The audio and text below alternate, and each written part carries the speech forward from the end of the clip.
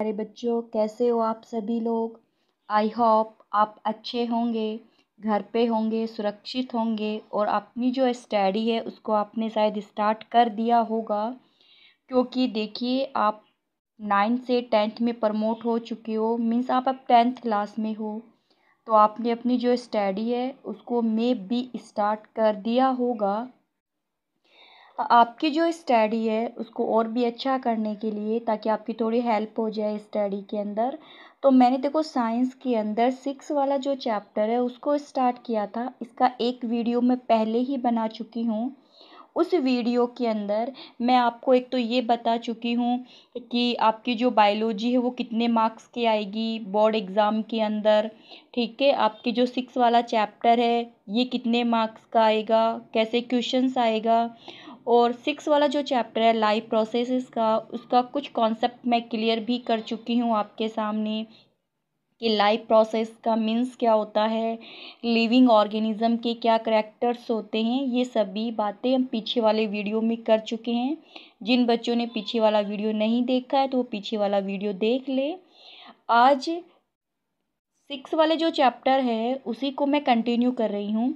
तो 6 वाले चैप्टर के अंदर देखिए, फर्स्ट हम टॉपिक लेंगे न्यूट्रिशन। फर्स्ट हमारा टॉपिक क्या होगा बच्चों, न्यूट्रिशन। ठीक है, तो first of all what means of nutrition, ये सब आपको पता है। न्यूट्रिशन क्या है कि देखो, अगर अपन नॉर्मल लैंग्वेज में अगर मैं न्यूट्रिशन वर्ड को बोलना चाहूँ तो न्यूट्रिशन इज़ ए प्रोसेस। ये हमारी लाइफ की एक प्रोसेस होती है। तो लाइफ की प्रोसेस है जिसमें अपन फूड को इनटेक करते हैं और यूटिलाइज करते हैं। Means a process in which obtaining in which obtaining and utilization of food, this is known as the nutrition। या आप क्या कह सकते हैं, take of food, take of food. तो food take by the many way, अपन different different way से food को क्या करते हैं, टेक करते हैं। जैसे ड्रिंक करते हैं, जूस वगैरह उनको ड्रिंक करते हैं, चपातीज है, फ्रूट्स है, उनको अपन ईट करते हैं। तो जो फूड लेने का तरीका है, या आप इसी को क्या बोल सकते हो, mode of food, mode of taking food, food लेने के वे, वो क्या है, न्यूट्रिशंस है। तो आप इस बात को अलग अलग पॉइंट में डिफाइन कर सकते हो। जैसे मैंने आपके सामने 3 पॉइंट्स दे दिए। Take of food is nutrition, obtaining and utilisation of food is nutrition, mode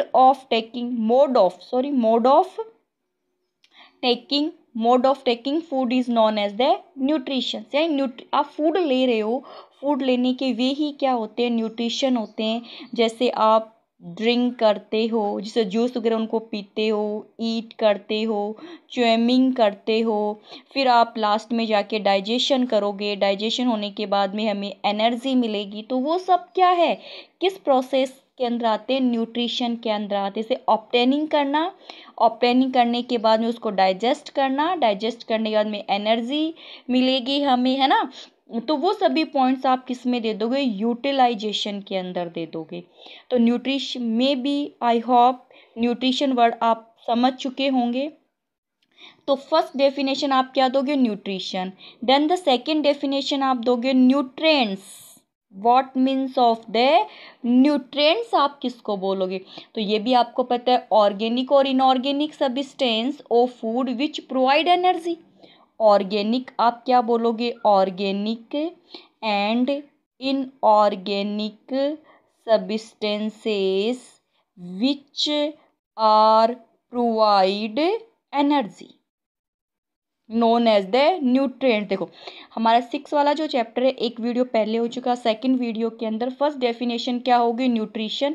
तो nutrition a process obtaining and utilisation of food is known as the nutrition, या mode of taking food is known as the nutritions. Second definition आपकी क्या रहेगी इसके अंदर, nutrient, तो organic और inorganic substance which provide the energy. अब देखो, ऑर्गेनिक आप किसको बोलोगे, तो बातें मैंने आपको पहले ही बता चुकी है। जब भी ऑर्गेनिक का नाम आए तो आपको ध्यान में रखना है कार्बोहाइड्रेट्स, ठीक है। ऑर्गेनिक में क्या क्या होते हैं, कार्बोहाइड्रेट्स, प्रोटीन्स, विटामिन्स, है ना, फैट्स, मिनरल्स, ये सब क्या होते हैं हमारे ऑर्गेनिक।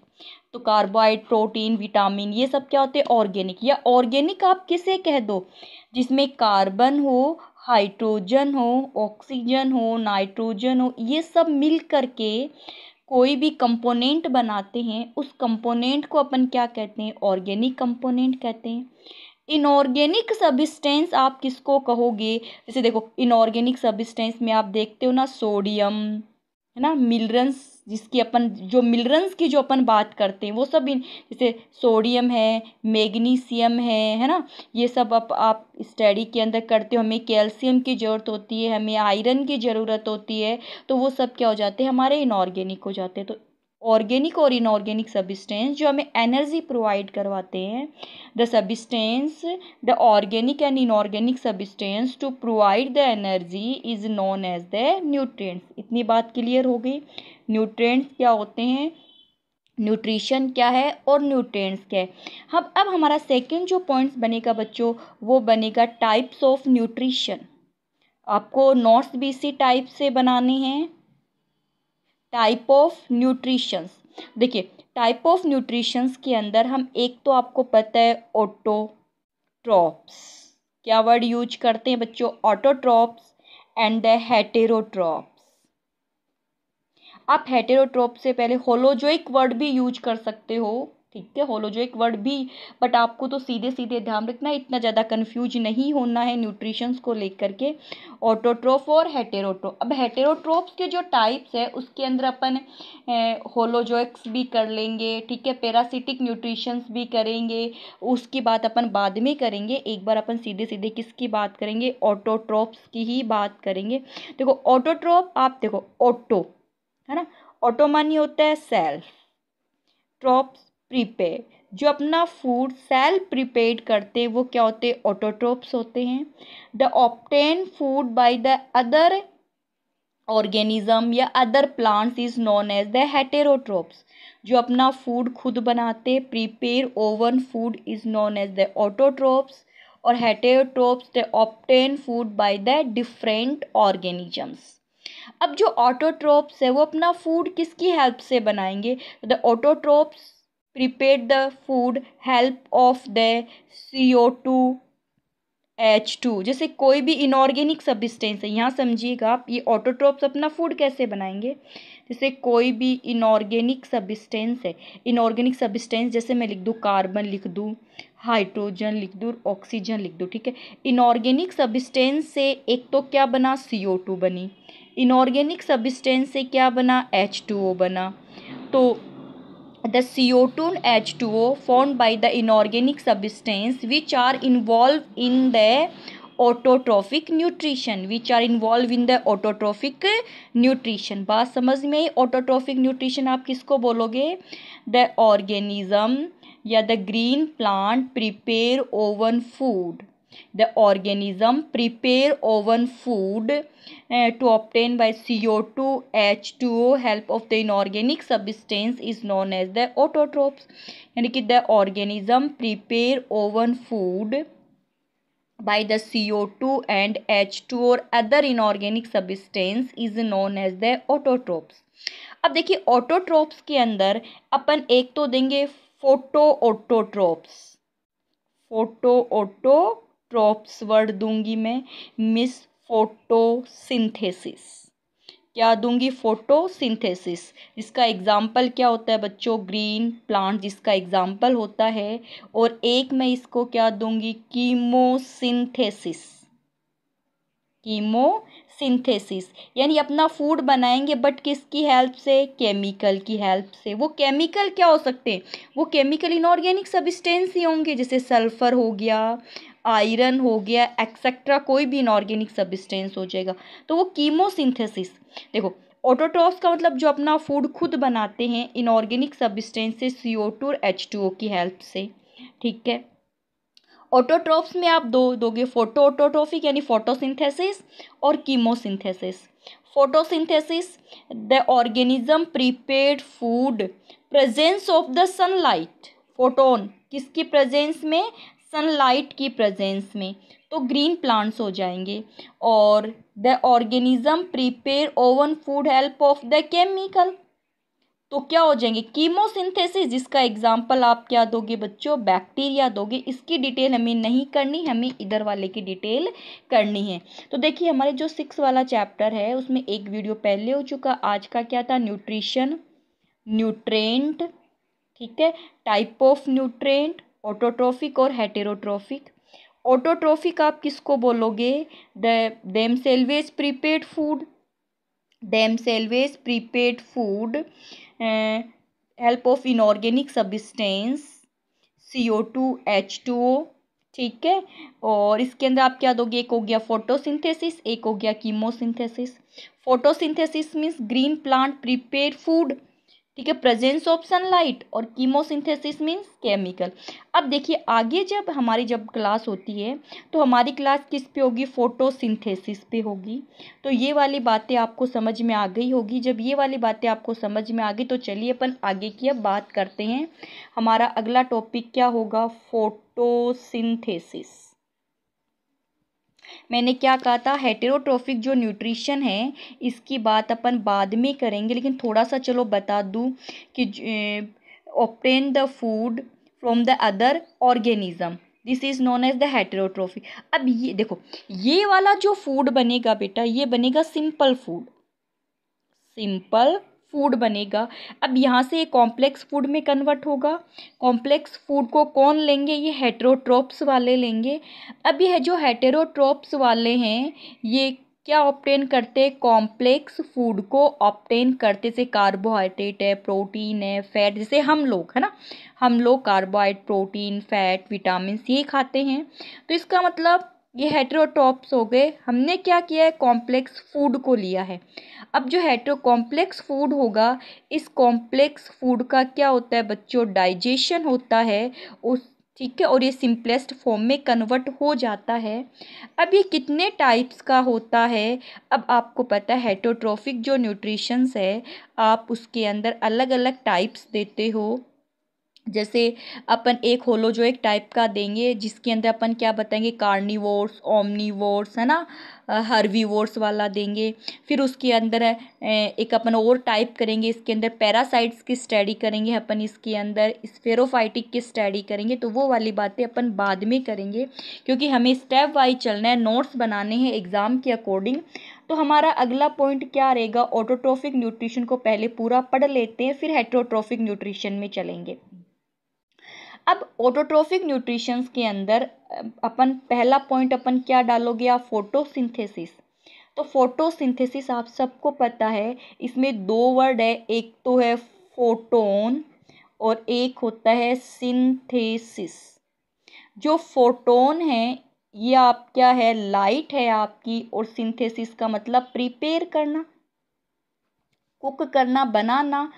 तो द ग्रीन प्लांट, जो ग्रीन प्लांट है वो सनलाइट की प्रेजेंस में अपना फूड बनाते हैं, उस प्रोसेस को आप क्या बोलते हैं, फोटोसिंथेसिस। तो photosynthesis the word point by the 2 words, one is the photon, second is the synthesis.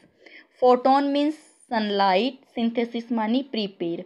The green plant, तो आप डेफिनेशन क्या दोगे, the green plant prepare themselves food presence of sunlight, presence of sunlight and help of CO2, H2O and chlorophyll is known as the photosynthesis। बात समझ में आ गई मेरी कि क्या, जैसे देखो यहाँ देखो, जैसे मैं यहाँ पे छोटा सा डायग्राम बना के दिखाऊँ आपको प्लांट का, ये हो गई प्लांट की रूट, ठीक है, ये हो गया स्टेम, और एक बार मैं एक ही लीव्स बनाती हूँ, यहाँ पे ये मैंने एक लीव्स बना दी, यहाँ पे हो गया सन, और ये आपको पता है ये एटमॉस्फेयर है। अब यहाँ देखिए, अभी केवल प्रोसेस बता रही हूँ, केवल समझा रही हूँ, नोट्स वगैरह कुछ भी नहीं करने, एक बार आपको केवल समझना है। यहाँ देखो सॉइल के अंदर वाटर है, ये बात आप सबको पता है। तो देखो आपको एक बात याद होगी कि अपने 9th क्लास के अंदर मैंने एक वर्ड बताया था, जाइलम, ट्रांसपोर्ट ऑफ वाटर, है ना। तो यहाँ देखो, जैसे यहाँ वाटर, ये सॉइल पार्टिकल्स है, सॉइल पार्टिकल्स के बिटवीन क्या प्रेजेंट होता है, वाटर प्रेजेंट होता है।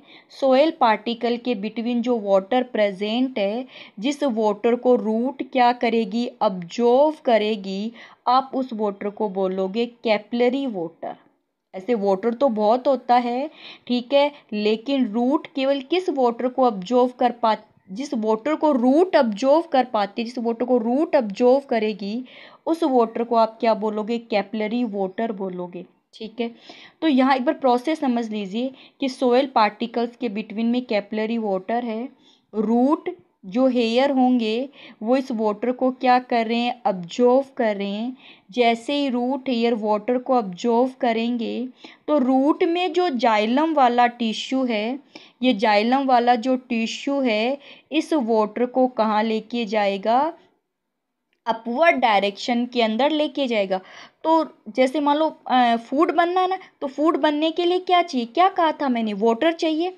तो वाटर तो कहाँ से मिल गया, रूट से मिल गया, यानी रूट की हेल्प से सॉइल से मिल गया। और ये वाटर कहाँ तक चला जाता है, यहाँ कहाँ पे आ गया, लीव्स के अंदर आ गया। फिर उसके बाद में सेकंड, एटमॉस्फेयर में क्या प्रेजेंट है, CO2 प्रेजेंट। आपको पता है कार्बन डाइऑक्साइड है, क्योंकि फूड बनने के लिए हमें कार्बन चाहिए, फूड बनने के लिए हमें कार्बन चाहिए, फूड बनने के लिए हमें हाइड्रोजन चाहिए, फूड बनने के लिए हमें ऑक्सीजन चाहिए।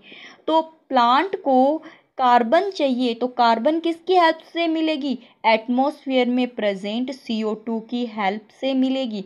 तो एटमॉस्फेयर के अंदर जो CO2 होगी वो CO2 भी आ गई। आपको पता है इसमें स्टोमेटा प्रेजेंट होते हैं ना, स्टोमेटा के थ्रू CO2 आ गई। यहाँ से क्या आ गया, वाटर आ गया। दो बातें हो गई हमारे पास में, यानी कि यहाँ पे क्या आ गया, वाटर भी आ गया, यहाँ पे क्या आ गई, CO2 भी आ गई। अब उसके बाद में आगे देखिएगा आप, जैसे सनलाइट है, तो यहाँ जैसे सनलाइट आएगी, सनलाइट को ट्रैप कौन करता है, मैंने कहा था ना क्लोरोफिल। तो क्लोरोफिल सनलाइट को क्या काम करता है, ट्रैप करने का काम करता है। ये सभी कंपोनेंट इन्वॉल्व होते हैं और किसका फॉर्मेशन होता है, ऑर्गेनिक सब्सटेंस का फॉर्मेशन होता है। तो अब ये जो प्रोसेस है, ये प्रोसेस भी बताऊंगी मैं आपको कि सनलाइट की कहाँ ज़रूरत पड़ी है, CO2 से फूड कैसे बना है, सब बातें बताऊंगी, एक एक पॉइंट आपके सामने क्लियर करूंगी। लेकिन आपको केवल इतना, एक बार इतना ही समझना है। क्या समझना है आपको कि फोटोसिंथेसिस जो है, फोटोसिंथेसिस आप किसे कहोगे, आप डेफिनेशन क्या दोगे फोटोसिंथेसिस की, आपको एक तो वो वाली बात ध्यान में रखनी है, क्या कहोगे आप, green plant use the CO2 H2O, presence of the sunlight, green plant use the CO2 H2O, presence of the sunlight, help of the chlorophyll to produce the organic substance, means carbohydrate, protein. This is known as the photosynthesis. This is known as the photosynthesis. केवल ये वाली जो बातें केवल आपको समझाने के लिए मैंने डायग्राम बनाया है, आपको नोट्स वगैरह में इसकी जरूरत नहीं है, इसकी डेफिनेशन आपकी समझ में आनी चाहिए। अब देखिए CO2 H2O क्लोरोफिल और सनलाइट की प्रेजेंस में फूड बना, जैसे मैं यहाँ आपको बना के दिखाऊँ, CO2 प्लस H2O, क्या चाहिए, क्लोरोफिल चाहिए। क्लोरोफिल सनलाइट को ट्रैप करने का काम करता है, क्या चाहिए, सनलाइट चाहिए। और किसका फॉर्मेशन हो जाता है, C6H12O6 प्लस O2, है ना, प्लस H2। वापस से भी वाटर भी बनेगा, वापस से ध्यान रखना ये बात, क्या बना, C6H12O6 plus O2 plus H2O। अब इसको बैलेंस करना, देखिए बैलेंस करने का तरीका, इसके 6 लगा हुआ है, तो बाकी के जहाँ 6 नहीं है वहाँ आप क्या लगा दो बच्चों, 6 लगा दो। जैसे यहाँ 6 लगा दो बेटा, ये याद करने का तरीका, यहाँ 6 लगा दो, 2 6 लगा दी, यहाँ 6 लगा दो और यहाँ 12 लगा दो। ये अब बैलेंस करके देखो तो भी मोस्टली आप कर लो, केमिस्ट्री में पढ़ते ही हो, नहीं है तो फिर मुझे बता देना, मैं आपको बैलेंस करना सिखा दूंगी अलग से वीडियो बना करके, कोई प्रॉब्लम नहीं। अब इसके बाद देखो ये हमारी, जैसे देखो CO2 H2O काम में आ गया, presence of the sunlight help of the chlorophyll to produce the organic substance. This is known as the photosynthesis. तो जब भी photosynthesis की बात आए तो आप डेफिनेशन दोगे और डेफिनेशन देने के बाद में आप ये रिएक्शन लिखोगे। फिर आपको एग्जाम में पूछा जाएगा कि फोटोसिंथेसिस के लिए रॉ मटेरियल कौन कौन से, तो रॉ मटेरियल ध्यान में रखना CO2 H2O, ठीक है, क्लोरोफिल, ये क्या होते हैं रॉ मटेरियल। तो रॉ मटेरियल क्या क्या है, CO2 H2O क्लोरोफिल, ये सब क्या होते हैं रॉ मटेरियल्स होते हैं। तो ये क्वेश्चन भी आपसे पूछा जा सकता है, raw material for the photosynthesis. इतनी बात। अब देखो चलो, अब मैं आपको ये सभी बात प्रोसेस के थ्रू समझाने की कोशिश करती हूँ। फोटोसिंथेसिस को आप आराम से देखना। देखिए, आपको पता होना चाहिए कि लीव्स है ना, लीव्स एक ऑर्गन है ना, ठीक है। मैंने आपको 9th क्लास में क्या कहा था, एक मैंने ऑर्गेनल्स बताया था प्लांट में, क्लोरोप्लास्ट, याद आ गया क्या, एक क्लोरोप्लास्ट मैंने ऑर्गेनल्स बताया था आपको। तो मान लो यहाँ पे मैं पूरे पर क्लोरोप्लास्ट बना रही हूँ, जिसको नहीं पता है वो 9th का वीडियो निकाल के देख ले। ये जैसे मैंने क्लोरोप्लास्ट, अभी ना जैसे फूड कैसे बना ना, क्या किसका क्या काम था, ये क्लोरोप्लास्ट है। क्लोरोप्लास्ट आपको पता है डबल मेम्ब्रेन ऑर्गेनल्स होता है बच्चों, ये मैंने इसकी डबल मेम्ब्रेन बना दी। क्लियर हो गई। अब यहाँ देखो, ये तो मेम्ब्रेन हो गई, इसकी स्ट्रक्चर आपको नहीं याद रखनी ना 10th क्लास के अंदर, बात मेरी समझिएगा। आपको केवल क्या ध्यान में रखना है, ये डेफिनेशन ध्यान में रखनी है बच्चों। बाकी आपको कुछ ये नहीं, ये तो मैं केवल समझाने के लिए बता रही हूँ आपको कि प्रोसेस। अभी मैं वो 4 पॉइंट बोलूँगी, वो 4 पॉइंट आपको ध्यान में रखने होंगे। डायग्राम याद रह जाए तो बहुत अच्छी बात है, वरना कोई ऐसे टेंशन मत लेना। अब यहाँ देखिए, ये वाला जो हिस्सा है इसको बोलेगा स्ट्रोमा बोलोगे, आपको पता है इसे आप क्या बोलोगे, स्ट्रोमा। स्ट्रोमा के अंदर क्या होते हैं, ऐसे थैलेकोइड्स होते हैं। ये मैं बड़ा बना रही हूँ थैलेकोइड्स, ठीक है। ये क्या होते हैं, थैलेकोइड्स, ऐसे थैलेकोइड्स अरेंज होते हैं, जिसको आप क्या बोलते हो, ग्रेना बोलते हो। शायद आपके बात ध्यान में आ गई होगी। अब ये जो थैलेकोइड्स है, इस थैलेकोइड्स में यहाँ क्वांटासोम प्रेजेंट होते हैं, और इन्हीं क्वांटासोम के पास में क्या होता है, क्लोरोफिल होता है। क्या होता है बच्चों, क्लोरोफिल होता है। अब देखिए क्या होगा, जैसे लीव्स थी, मान के चलिए पूरी जो कॉपी है पेज, ये लीव्स है। लीव्स को मैंने खोल करके क्या दिखा दिया आपको, क्लोरोप्लास्ट दिखा दिया, और क्लोरोप्लास्ट में मैंने आपको क्या दिखा दिया, थैलेकोइड बता दिया। क्या बता दिया बच्चों, थैलेकोइड्स बता दिया, ठीक है। अब यहाँ देखो, जैसे लीव्स पे क्या गिरी, सनलाइट गिरी, वो जो सनलाइट है वो लीव्स पे गिरी, लीव्स से क्लोरोप्लास्ट में, क्लोरोप्लास्ट से वो कहाँ आ गई, इस ग्रेना थैलेकोइड्स के अंदर आ गई, यानी ग्रेना वाले पार्ट में आ गई। कहाँ आ गई, ग्रेना वाले पार्ट में आ गई। अब देखो, जैसे आपको पता है यहाँ पे जैसे सनलाइट आई, तो यहाँ पे जो क्लोरोफिल है ये सनलाइट को क्या करता है, ट्रैप कर लेता है, अब्जॉर्व कर लेता है। तो आप फोटोसिंथेसिस कर रहे हो, तो सबसे पहले क्या हुआ, सनलाइट को क्लोरोफिल ने क्या किया है, अब्जॉर्व किया है। तो absorb the sunlight through the chlorophyll, absorb the sunlight through the chlorophyll. बात समझ में आ गई, absorb the sunlight through the chlorophyll, एक पॉइंट। अब सेकंड पॉइंट बात सुनिए मेरी, सेकंड पॉइंट के अंदर क्या होगा कि जैसे ही ये जो सनलाइट आई, यानी यहाँ पे क्या आई है बच्चों, सनलाइट आई है। ये जो सनलाइट आई है ये किस, ये लाइट एनर्जी है, सनलाइट को आप क्या कर दो, लाइट एनर्जी कह दो। तो जो लाइट एनर्जी है वो किस में कन्वर्ट हो जाएगी, केमिकल एनर्जी में कन्वर्ट होगी। तो the light energy convert into the chemical energy. पहले क्या हुआ, अब्जॉर्व किया गया, ठीक है। पहले क्या हुआ था कि the sunlight absorb by the chlorophyll. Second क्या हो गया, द लाइट एनर्जी या the photon energy convert into the chemical energy. अब उसके बाद में क्या होगा, अब आपको देखो पीछे वाले के अंदर मैंने आपको क्या कहा था, यहाँ से वाटर मॉलिक्यूल्स भी तो जा रहा है ना, यानी ये वाटर मॉलिक्यूल्स भी कहाँ पहुँच गया, ये भी जो क्लोरोप्लास्ट है उसके अंदर पहुँच गया, जाइलम लेके जा रहा है। तो जाइलम इसको कहाँ दे देगा, क्लोरोप्लास्ट को दे देगा। तो यहाँ आ जाइए, तो यहाँ पे क्या प्रेजेंट है, वाटर भी प्रेजेंट है। अब देखो, ये जो सनलाइट आई, सनलाइट आने की वजह से जो क्लोरोफिल मॉलिक्यूल्स एक्साइटेड हो गई, आहा हमारे पास में तो एनर्जी आ गई, हम क्या करें, तो ये क्या करेंगे, इस वाटर पे अटैक कर देंगे। वाटर पे क्या कर देंगे, अटैक कर देंगे। तो वाटर स्प्लिट हो जाएगा, यानी वाटर टूट जाएगा। वाटर किस में स्प्लिट होता है बच्चों?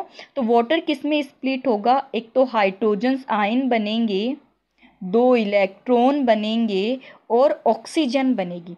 यानी कि वाटर किस में टूटा? आप सीधे सीधे कह दो the splitting of water molecules in the hydrogen and oxygen. ठीक है, इतना भी आप ना बताओ तो आप क्या कह दो, वाटर किस में टूटेगा?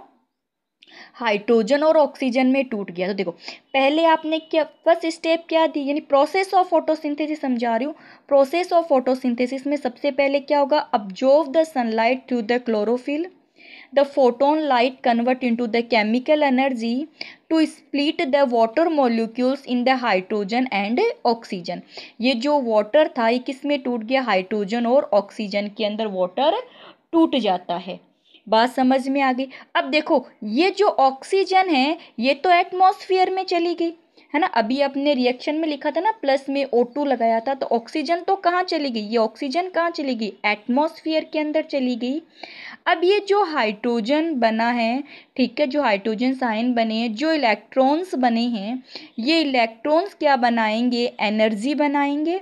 ये स्ट्रोमा आ गया ना अब यहाँ पे, स्ट्रोमा में क्या बनेगी? एनर्जी, यानी ATP बनेगी, एडिनोसिन ट्राइफॉस्फेट, एनर्जी बनेगी। ये जो हाइड्रोजन आयन है और ये जो एनर्जी है ये स्ट्रोमा वाले रीजन के अंदर क्या बना लेगी? कार्बोहाइड्रेट्स बना लेगी। क्या बना लेगी? कार्बोहाइड्रेट। तो एनर्जी भी, ATP भी कहाँ बनी? स्ट्रोमा में बनी। कार्बोहाइड्रेट भी कहाँ बना? स्ट्रोमा के अंदर बना। वाटर कहाँ टूटा? ग्रेना में टूटा या थैलेकोइड में टूटा। तो देखो अब मेरी बात को समझो, फोटोसिंथेसिस की डेफिनेशन आप कर लोगे, रिएक्शन आप लिख दोगे, फिर हमारे पास में आती है स्टेप यानी प्रोसेस ऑफ फोटोसिंथेसिस। तो प्रोसेस ऑफ फोटोसिंथेसिस में आप सबसे पहले मैंने आपको क्या बताया था? Absorption of light by chlorophyll, ये बात हुई थी। सेकंड क्या होगा? द लाइट या photon energy convert into the chemical energy to split water molecules into hydrogen and oxygen। ये टूट गए। थर्ड स्टेप हमारी क्या हो जाएगी? जो कार्बन डाइऑक्साइड थी ना, देखो अब मेरी बात सुनो, एटमॉस्फेयर से स्टोमा में CO2 भी है, एटमॉस्फेयर से स्टोमा में CO2 भी है। तो ये जो CO2 होगी इसके साथ में कौन रिएक्ट करेगा? हाइड्रोजन। आपने केमिस्ट्री में पढ़ा होगा, जहाँ पर भी हाइड्रोजन जुड़ता है तो हम उसे रिडक्शन कहते हैं। हाइड्रोजन जुड़ता है तो हम उसे क्या कहते हैं बच्चों? रिडक्शन कहते हैं। तो CO2 का क्या हो जाएगा? रिडक्शन हो जाएगा। रिडक्शन कैसे हुआ? ये जो हाइड्रोजन आयन थे ना, हाइड्रोजन जो था ये हाइड्रोजन किसके साथ जुड़ गया? CO2 के साथ जुड़ गया। तो reduction of CO2 to produce या टू प्रिपेयर कार्बोहाइड्रेट्स। तो ये 3 स्टेप है, 3 स्टेप के अंदर हमारी फोटोसिंथेसिस क्लियर हो जाता है। फोटोसिंथेसिस आपसे पूछिए तो फोटोसिंथेसिस पहले डेफिनेशन दोगे, फिर आप फोटोसिंथेसिस ग्रीन प्लांट में होते ये बताओगे, फिर फोटोसिंथेसिस के लिए आप रॉ मटेरियल्स बताओगे, CO2, H2O, क्लोरोफिल, ये सब। फिर उसके बाद में ये वाली स्टेप लिखोगे आप फोटोसिंथेसिस के लिए। बाकी अभी फोटोसिंथेसिस में प्रोसेस में अभी फोटोसिंथेसिस वाला जो टॉपिक है हमारा वो कंप्लीट नहीं हुआ है, ऑटोट्रोप्स। इसके अंदर अपन जो स्टोमेटा होते हैं उनके बारे में पढ़ेंगे, ठीक है। जो भी डेजर्ट प्लांट होते हैं उनमें फोटोसिंथेसिस कैसे होता है ये वाला पढ़ेंगे। लेकिन हमारा जो क्वेश्चंस बनता है, जैसे मान लो एग्जाम में क्वेश्चन आ जाए फोटोसिंथेसिस क्या, इसके स्टेप बताओ, तब आप ये वाला आंसर कर दोगे। इसके अंदर हम लीव्स की स्ट्रक्चर भी पढ़ेंगे। तो 3-4 टॉपिक और है इसी के अंदर हमारे, बट वो हम नेक्स्ट क्लास के अंदर पढ़ेंगे। आज के लिए इतना ही। आपको कितना टॉपिक समझ में आया आप मुझे बताओगे। ये वाला बहुत इंपॉर्टेंट है, ध्यान में रखना। ये जो क्लोरोप्लास्ट मैंने बनाया इसके अंदर थैलेकोइड बनाया, ऐसे बहुत सारे थैलेकोइड होगो तो आप उसे ग्रेना कह दोगे। थैलेकोइड के अंदर अंदर वाली जो है यहाँ पे क्लोरोफिल होता है। क्लोरोफिल सनलाइट को लेता है। क्लोरोफिल किसको लेगा? सनलाइट को लेगा। सनलाइट क्या करेगी? यहाँ पे जो वाटर है उसको तोड़ देगी, H2 और O2 में तोड़ देगी। उसके बाद में ऑक्सीजन है वो लिबरेट हो जाएगी, और जो हाइड्रोजन है वो स्ट्रोमा के अंदर जो CO2 है उसका रिडक्शन करेंगे और कार्बोहाइड्रेट का फॉर्मेशन कर लेंगे।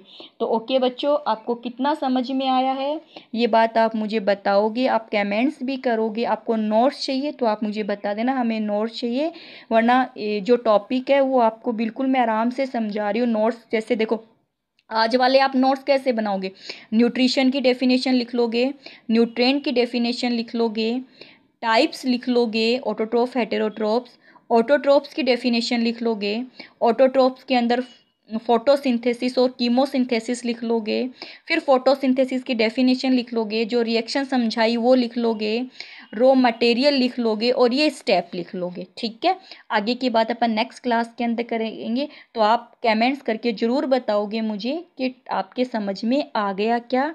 उसके बाद ही हम आगे की बात करेंगे, क्योंकि ऐसे करने से कोई फ़ायदा नहीं होगा, क्योंकि मैं अपने बेस पर ही तुम लोगों को तैयारी करवा रही हूँ। ठीक है, मैं ये सोच रही हूँ कि तुम लोगों का टाइम ख़राब नहीं हो, कुछ तुम लोगों को सीखने को मिल जाए, तो आप मुझे ज़रूर बताओगे। ओके बच्चों, बाय।